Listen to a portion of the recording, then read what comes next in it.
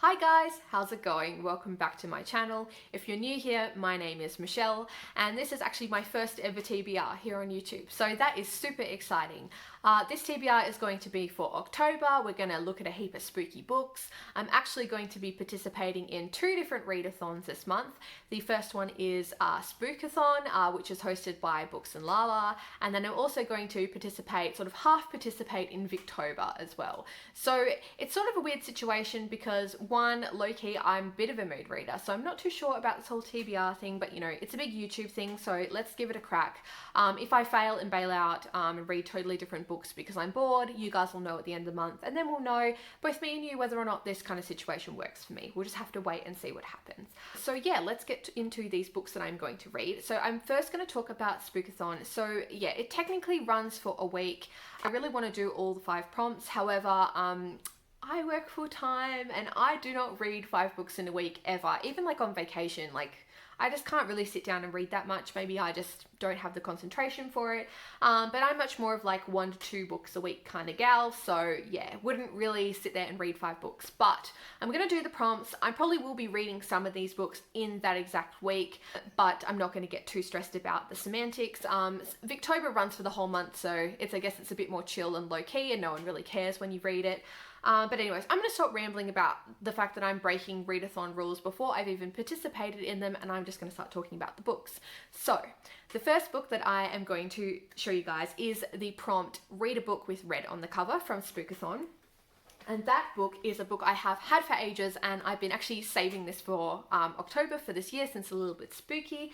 This is Uzumaki by Junji Ito. He is known as a master of manga horror writing, and I've been really wanting to read this for ages because it just sounded incredibly creepy, hence why I wanted to save it for October. And this story is about a town that becomes obsessed and haunted by the image of a spiral. So that's all you need to know, right? Doesn't that just sound fascinating enough? But I believe this is quite gory. It has some amazing art, and I've heard nothing but positive things about this from people I know that have read it. So yeah, was really excited to finally put this on my TBR. I've been really looking forward to reading this. The second prompt for Spookathon is to read a book with a spooky word in the title, and I don't think you could get much better for this prompt than Frankenstein by Mary Shelley.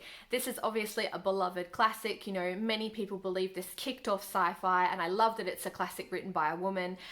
We all know the story. I'm not going to say what it's about, but yes, I have never read Frankenstein, and I thought Halloween this year would be the perfect time to be reading it. Might not actually be reading it on Halloween, but you know, I just count Halloween as a whole month at this point. So yeah, Frankenstein, really super psyched to check this out. I know it's so well beloved by so many people, so I really hope that it you know, meets all the hype as much as a classic can have hype. But you know, it's remained a classic for a reason, right? I'm sure I'm gonna love this book. The third prompt for Spooktober is to read a book with a spooky setting. So I thought I would go for The Road by Cormac McCarthy. This is a post-apocalyptic novel about a man and his son, and I believe they're basically going on a journey to get from one point to the other.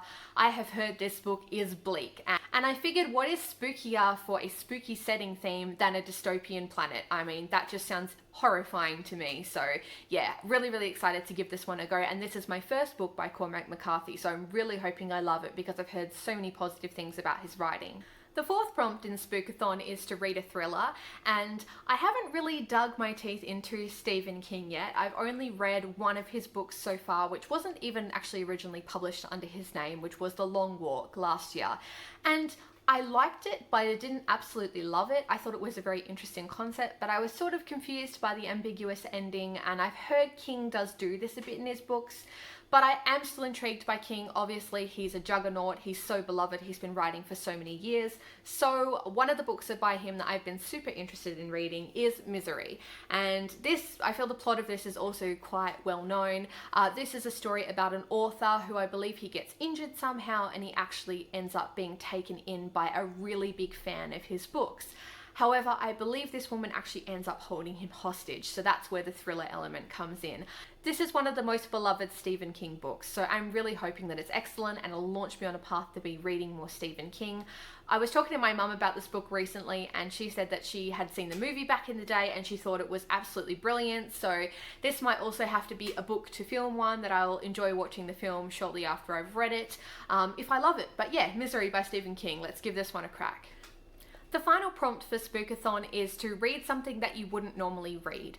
And this pick was inspired by not only the fact is the premise of this book a little bit spooky, so I thought it fitted with the theme, but also recently Bookish Islander left a comment on my video talking about some Australian classics that he really loves, and it really made me think about the fact that I as an Australian haven't read that many Australian books, which is really quite sad. Definitely thinking about doing that in the future, but in the meantime, an Australian classic that I've had on my shelves, and not only that, but it's also a spooky classic, so I thought it'd be the perfect pick for this last slot, and that is Picnic at Hanging Rock by Joanne Lindsay.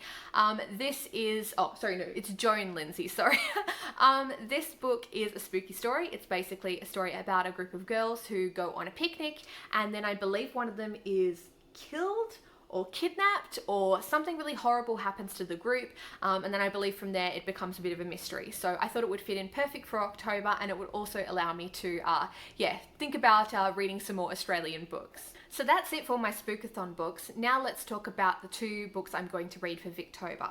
So there's 5 prompts for this, but I've only picked to do 2 of them. So the 2 that I have picked, the first one is to read a book by Victorian book by an author that you haven't read before, and the book I have picked for that is Wuthering Heights by Emily Bronte.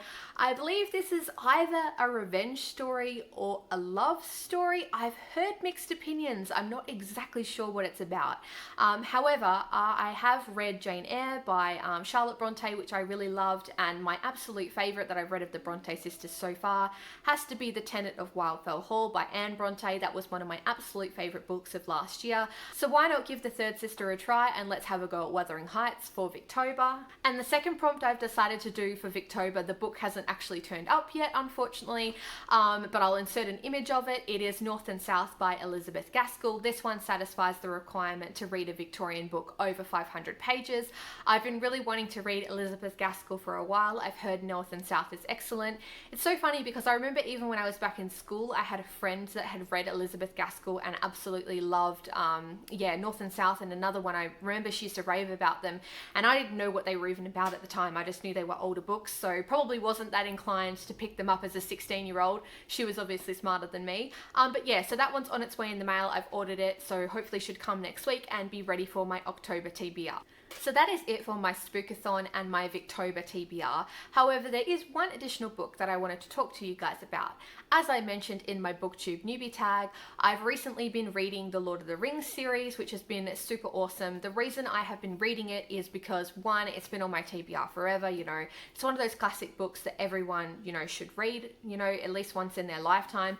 But not only that, is I'm actually going to New Zealand on the 1st of November. I'm going to be going over there for holidays. So we are going to go to Hobbiton, as you can imagine, the classic touristy thing to do. So I thought before I went, I should probably read Lord of the Rings and then rewatch the movies, because funnily enough, I've never actually seen the movies again since I first watched them back in the day. So because they came out when I was quite young, the details have been quite blurry. So anyway, so I've read Fellowship of the Ring. I'm halfway through the Two Towers, so then hopefully I'll finish the Two Towers this week, and then next month before I go, which this book might end up taking priority over one of the others because I actually really need to finish it by the end of next month. But that is The Return of the King, obviously the 3rd book. How am I going with Lord of the Rings so far? As an update to my previous comments, I like the story. I found the Fellowship of the Ring really difficult to get through, to be completely honest with you. The writing of Tolkien is just a bit too flowery for me. The Two Towers is definitely getting better. It's getting more to the point, but once again, I find that Tolkien consistently does the thing that I don't like in novels, and that's when an author tells you something instead of showing it. And I also find that he's very surface level with his characters. He doesn't really have deep conversations or delve into the personalities of the characters. And for me, it just doesn't grip me as much as other books. But I am glad I've read the series, and I really don't want to shit on Lord of the Rings because I know it's so beloved, and I understand that obviously it's inspired so much fantasy that's come after it, and I can definitely appreciate that, while still being a little bit on the fence about how I feel about reading the novels for the first time in 2019.